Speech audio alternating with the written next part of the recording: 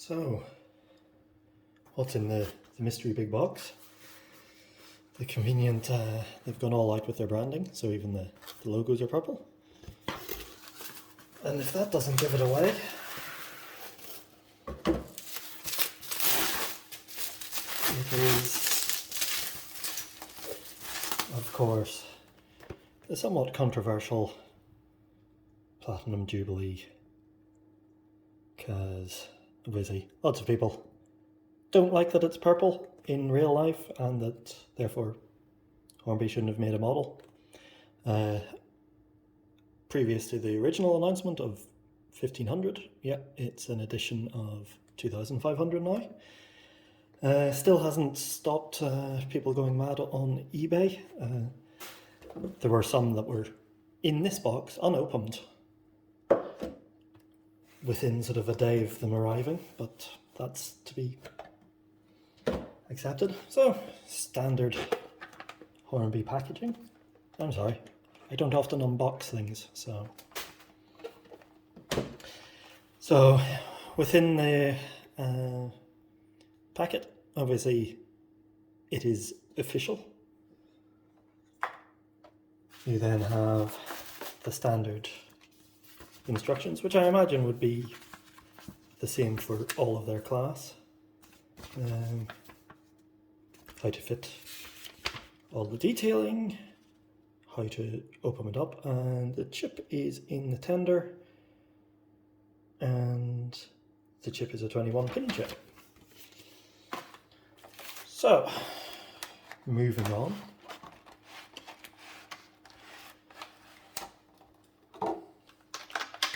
Not very environmentally friendly, a lot of packaging.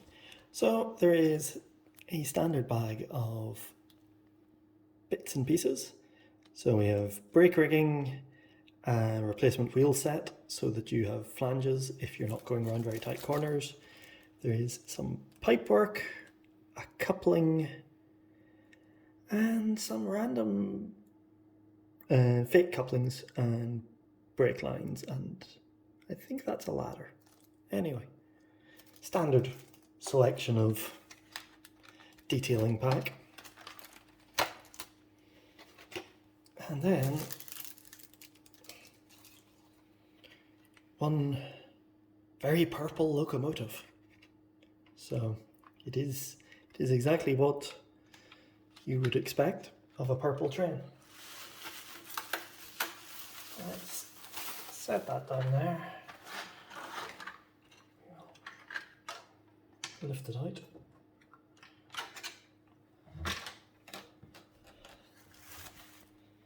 And then let's zoom in a little bit closer for everyone. So, it's a locomotive.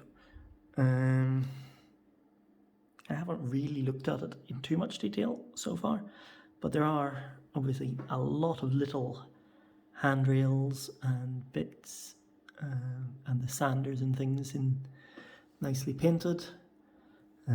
Round the front you have appropriate head code with some fake little lanterns fitted by the looks of it. Coming on down, obviously Queen Elizabeth II name boards, which have now been painted black, so that's handy. Down to the cab, tender. So I don't actually know if I can get a telephone to look into the cab. There's a little regulator and some more pipework, as you would expect. We will spin it round very carefully.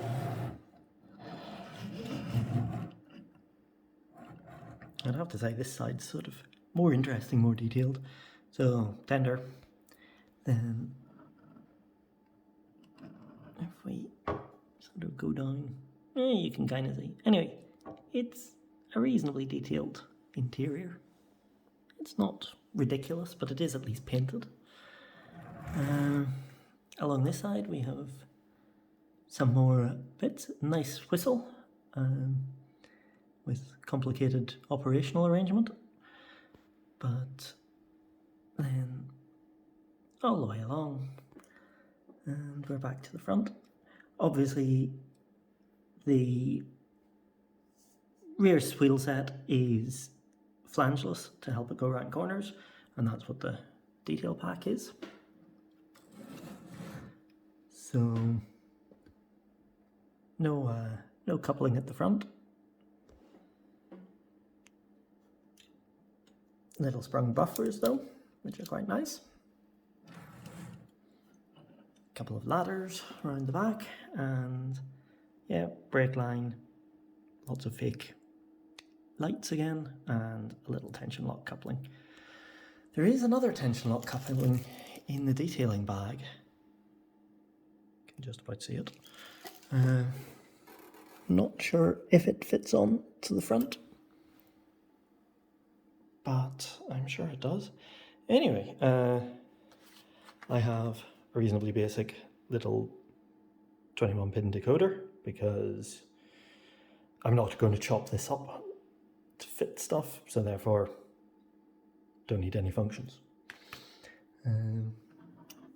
Yeah, overall, the only thing that sort of probably looks a little poor is little tiny bits of glazing in the tender, but the rest of it looks nicely detailed. There's, sort of all of this sanding arrangement, braking arrangement. Who knows? Someone will know. I look forward to being educated.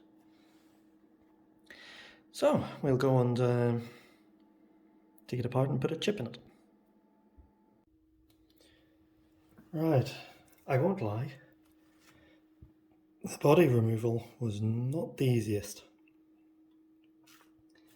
And you had to remove the little brake connection first. Anyway, body is off.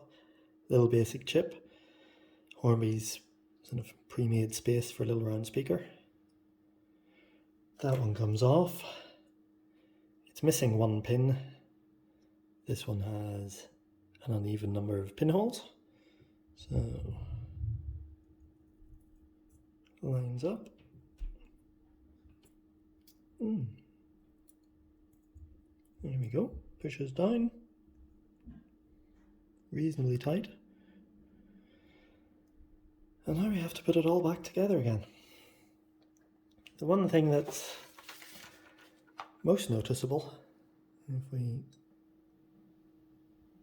zoom in a little, is the instruction arrows show pulling the tender down that way and then back to unhook it, which seems logical. But when you look, the little hooks actually face forwards. So if you pull it down and are pulling back, as per the instructions, you're actually pulling it onto that little hook. So it's more pull it out and then push this forward, or I ended up just slightly levering the clips from the underside where they clip through in those two holes. It was definitely easier to disconnect loco from tender, but that's all said and done. We now just have to encourage it back through that little bit. And I don't know why, but it is remarkably tight. So I'm going to do it off camera. Okay, so that is us reassembled. The rest of the reassembly goes together. It's just two screws down in there. Oh, where's the focus? But then the last bit is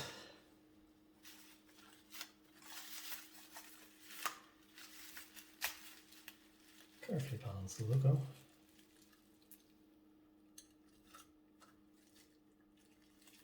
Pushing the all important electrical connection, which is really not very easy to get to on this one.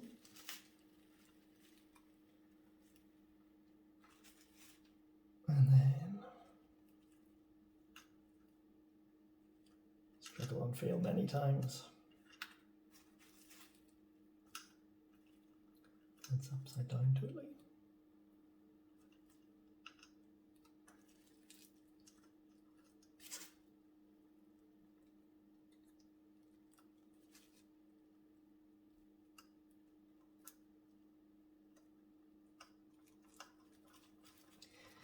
Oh.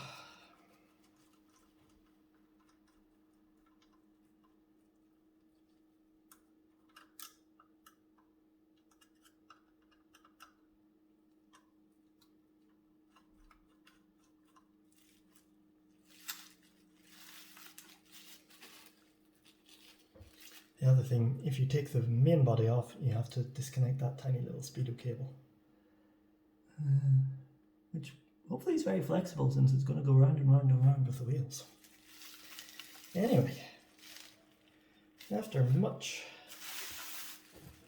faffing around, there we go. Elizabeth II is DCC ready. So, sound would have been really nice, but I don't know how much this will actually get used, so we'll see how it goes.